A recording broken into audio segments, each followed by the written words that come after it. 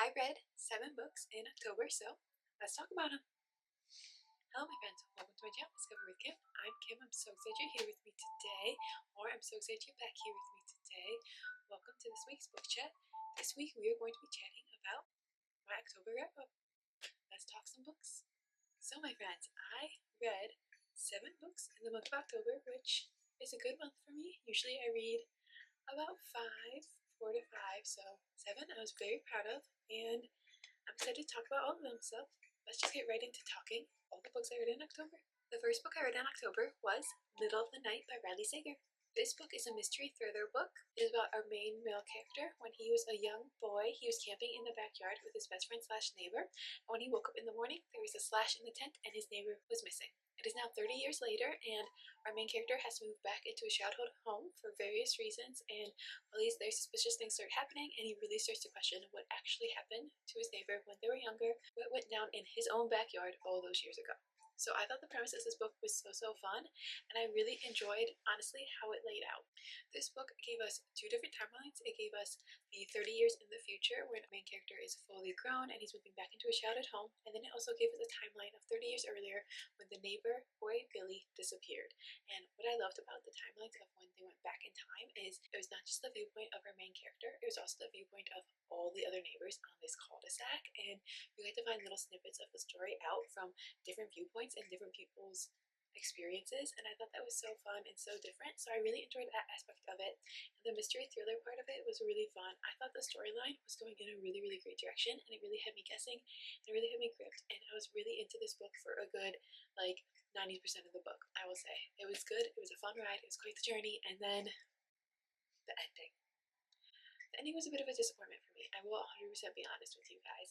I enjoyed the ride, I enjoyed the book, and I thought it was going into such a mind-blowing ending, and then the ending was a little bit predictable if you start to piece the pieces together, but also a bit of a letdown considering all the storylines that you're following throughout this book. There's so many different storylines and there's so many suspicious people, and then the way the book ends is just kind of like, oh, alright then, but I get where it was going, and the journey was so fun that I ended up still enjoying this book. I rated this book 3 out of 5 stars, and I would recommend it for someone who likes mystery thrillers. I think it would be a fun one for like the summertime because it is about someone like camping in their backyard, so I thought that was fun, but it was definitely a fun mystery thriller, and the journey was really interesting.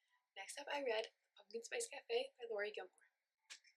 This book is like a cute little fall rom-com. Our female main character, she inherits the Pumpkin Spice Cafe from her aunt.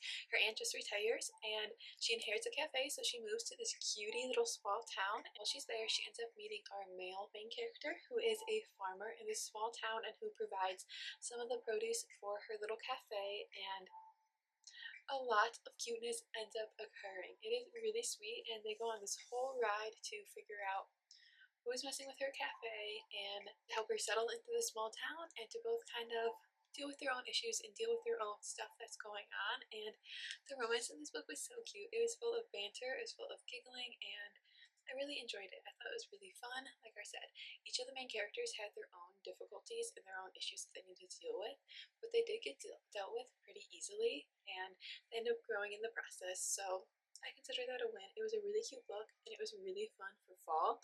I honestly bought this book for the aesthetic because it was just such a fall, like perfect fall book. But then when I read it, it was so sweet, it was so cute, it had me giggling, it had me laughing, and I was such a huge fan. So I really enjoyed this book, and if you're looking for a cute, cozy fall romance, this is a cute, cozy fall romance. It is small town. The small town is just, it sounds so precious, and they have all these different fall activities going on, and it's really just like the perfect fall read if you just want to cuddle up and have a good laugh, have a good giggle, and watch 2 people read about 2 people falling in love. I ended up rating this book 4 out of 5 stars. I thought it was really cute. I thought it was really sweet. Yes, I highly recommend. It is the first in a series, so there are more in the series, and I believe they each go from like different seasons, so expect the winter one to be coming up in the future. But Pumpkin Spice Cafe was book 2 I read in October. Moving on to book number 3 of October. This one is actually a dark romance, and that is Butcher and Blackbird by Brand Weaver. This book, as I stated, it is a dark romance. It follows our 2 main characters. They are both serial killers who kill other serial killers, and they end up meeting each other by chance, and they decide to start this game where they're both going to be going after the same kill the same victim. And yeah, they go through this game over the years, and as they go through this game, a relationship starts to develop. Now this book, it was really fun for like a dark romance. It was a perfect like spooky season read. I really enjoyed it, and I liked our main characters. I thought their banter was really fun. I loved how their relationship developed, and I loved how we get to learn more about them and how they all had like their own issues, but they were growing from them and learning from them, and they were able to overcome them. And I really liked the relationship between our two main characters. It was very much like, she's mine, don't touch her, lay a finger on her, and you'll die. So huge fan of that kind of romance, and I really enjoyed it, and thought it was a fun, spicy read. There was some good spiciness in it. I will say there was also decent spiciness in this one. I forgot to mention that. So there's some spiciness in that one. There's also some decent dark spiciness in this one. So for this one, prepare for like some gore, some dark spiciness. It's definitely a dark romance, so keep that in mind. But it was definitely a fun read, and I really did enjoy it. And yeah, I'd say this one has a lot of hype going around, like social media. So I would say maybe hype is a little bit more than I would give it. So I'd say like it was a little bit of letdown compared to the hype. But in general, I really did enjoy this book. I rated this one 4 out of 5 stars. Yes, I would recommend it if you like dark romance. Definitely give it a read. If you're looking for something a little bit spicy, a little bit dark, a little bit different, a little bit spooky season, any of that kind of stuff, I'd recommend. Definitely, for sure. Next up is actually a little bit of a different kind of book, and that is a poetry book. It is Out of the Ashes by Courtney Peppernell. As I stated, this one is a poetry book. It's actually part of like a series that she does, but you can read it as a standalone. This one is very much about healing after someone has hurt you and growing back into yourself and moving on with your life. And it was really sweet. It was really good, and I really enjoyed it. I love Courtney Peppernell. I have almost every single one of her poetry books, so whenever she releases a new one, I pick it up and I use it as my morning reading book. So I read some of her poems every single morning until I finish the book, just to kind of start my day with some thoughts and some calmness, and I really enjoy using these as my morning books. And this one, again, was really fun. She takes you kind of on like a journey, a transformation. She starts out with different categories, and you kind of move throughout it as you read throughout the books, and the poems kind of relate to each category and help you, if you need it to, help you as you're healing and help you as you're going through stuff. But it's also great if you're not going through that journey. It's also great just in general to read these kind of things. They're good like food for thought. They're good to help with other experiences you may have. It's definitely like a personal thing. I feel like poetry is very much a personal thing where you take each poem as you need it for yourself. You know, that's kind of what it's all about. So I really enjoyed this one, and I thought it was a really fun morning read. Those are all the other books by her. So that is this book. I ended up reading this book 4 out of 5 stars. I find it kind of difficult to rate poetry books, but I liked it. I found it interesting. I thought the poems were beautiful, and they gave me a lot of food for thought. You can see poetry books. I will dog ear the poems that I enjoy. It's not going to focus, is it? There we go. Can you see that? Can you see that I have them like dog eared?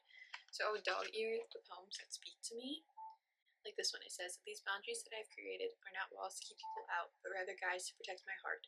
I give more now than I ever have because of them, because it comes from a place of fullness and not depletion." Here's a little example. Enjoyed this. 4 out of 5 stars. Do I recommend? Yes, I do. I think it's great for if you're on a healing journey. I think it's great if you enjoy poetry, or I think it's just great to kind of grow as a person, to get more in depth with your emotions, and just to learn a little bit. But really enjoy the poetry book. Next up, I read The Sundown Motel by Simone St. James. The Sundown Motel is a mystery thriller book. It is about our main female character. She is going through a hard bit in life, and she decides that she needs to go on a bit of a self-exploration journey, and what she really wants to do is go to the small town in which her aunt disappeared from 30 years ago, never to be seen from again. So she goes to this small town, and she ends up getting a job as a night clerk at the Sundown Motel, which is actually the same exact job that her aunt had, which is actually where her aunt was when she disappeared. So this book is definitely a fun mystery thriller. It takes you on a great ride. You get 2 different timelines. You get the modern day timeline, 2019, where a main character is trying to figure out what happened to her aunt, and then you get the timeline from 30 years ago. I believe it is 30 years, give or take. So 2017 is our current timeline. 1982 was the past timeline. So, but you get the past timeline of the aunt and what she was learning and going through and everything that she experienced while she was in that small town and working at that hotel. And it's really, really fun, and it toys with the idea of like the paranormal, and it toys with the idea of small town spookiness and crimes that kind of just get pushed under the rug, or unsolved crimes, and empowered women. And it ended up being a really, really fun book. I really enjoyed this ride. I ended up liking this book a lot more than I thought I was going to, but it was just fun. Like, the different timelines kept you interested, it kept you guessing, and you were learning snippets throughout, and it was really interesting that way. And I thought that was really fun way to tell the story. I love when you get different timelines because I just think it's so fun, and different viewpoints, because you get to learn all this different stuff throughout the book and in these different ways. It's really interesting, and I just love the way this book was written. And it was honestly kind of like the perfect spooky season mystery thriller. Just everything that happened in the storyline and this spooky, spooky motel and everything about it was just like perfect spooky season mystery thriller. I really, really enjoyed it. I ended up giving this book, I believe, 4 out of 5 stars again. It was a very, very big 4 out of 5 star, 4 out of 5 star month. So 4 out of 5 stars. Do I recommend? Yes. Yes, I do. You like mystery thrillers? Give it a go. I thought it was really, really fun and really entertaining. Next up, I took on a hefty book, and that was Quicksilver by Kelly R. This book is a romantasy book. It is quite a big one. It is like 609 pages or something. It follows a female main character. She is a human, and she is living in the outskirts of her kingdom. They are very poor. They have to bargain for water. She's trying to take care of her younger brother and just keep them alive. And she's a thief. She ends up stealing one of the royal guards, which basically ends up with her having to go through a portal to the Fey realm and making a bargain with the Fey King, and she has to enlist the help of a Fey warrior who is going through his own problems of himself, and she has to try to figure out how to help them end this war, this conflict that their realm has been going through before she is allowed to return to her own realm and see if her brother's okay. And it's really fun. It's a really good ride, and I really, really, really like this book. I love this book. My sister recommended I read this book, and I understand why. It is so good, and it is such a fun ride, and it is a long one, but you get so much information in it, and I really, really enjoyed that. The characters were all so lovable, and the male main character, Kingfisher, I will say, at the beginning of this book, while I started reading it, I was like, why are people obsessed with him? I did not understand it. I was like, I'm afraid that everybody loves him, and I'm just going to end up hating him. But then I get it now. I do not hate him.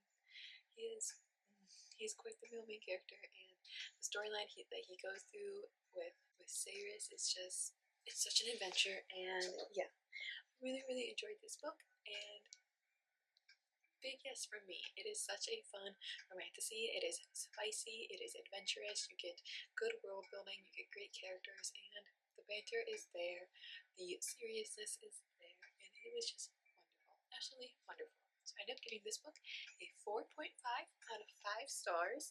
I really, really enjoyed it. Yes, yes, I recommend. If you like romantasies, give it a read. If you just like to give different books a read, I thought this one was really good, and I would definitely recommend it for you. And Brimstone, book number 2, comes out the 18th November. So get this one read, and then we can read book number 2 together, friends.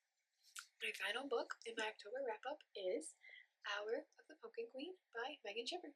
This book is an extension of The Nightmare Before Christmas. It is within the same world. It is after The Nightmare Before Christmas takes place. Basically, Sally and Jack, they are married. It is their 1-year anniversary.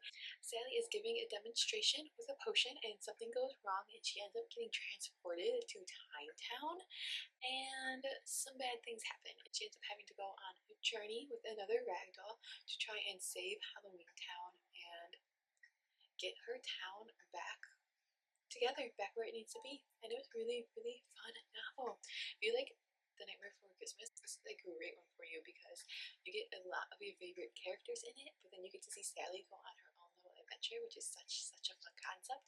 I really, really enjoyed that. There's a lot of fun, like, fall spookiness and fall coziness in this novel, so it was a really good, like, cozy fantasy fall novel, and I thought it was really, really fun. So I definitely highly recommend this one, and I say give it a go because it is 1000% worth it. I ended up giving this a 3.5 out of 5 stars because It just felt a little bit wrong to me. It was a little bit fluffy, but I thought it was a really fun read and I really enjoyed it, so I definitely recommend this. Like I said, if you're not a Bookish fan, if you're looking for a cozy fall read, this one was really fun. We're on a really cute adventure and I really enjoyed it. There we have it, my friends. That is my October reading wrap up. So, like I said, I read 7 books in October and I ended up really enjoying them and ended up being a pretty good month. I'd say most of the books ended up being like 4 out of 5 stars, which I think is a pretty decent rating. That means I enjoyed the book. I thought it was a good book. I would recommend it, and it had me enthralled the entire time. I had one 4.5 out of 5 stars, and that was Quicksilver, which ended up being my highest rated book this month because I absolutely loved it. And then my lowest rated book this month ended up being Middle of the Night by Riley Sager, just because the ending to me was a bit disappointing and it was a bit long. But that is my October wrap up, and I think I had a fabulous month. Thank you guys so much for watching. I would love to hear what you guys read in October down below. Did you guys have a favorite book? Did you have a book that just disappointed? And is there one book that you really want to read in November? Let me know. Again, thank you guys so much for being here. I hope you guys have a fabulous week. Live well, read some books. Go discover, my friends. Bye. See you next week.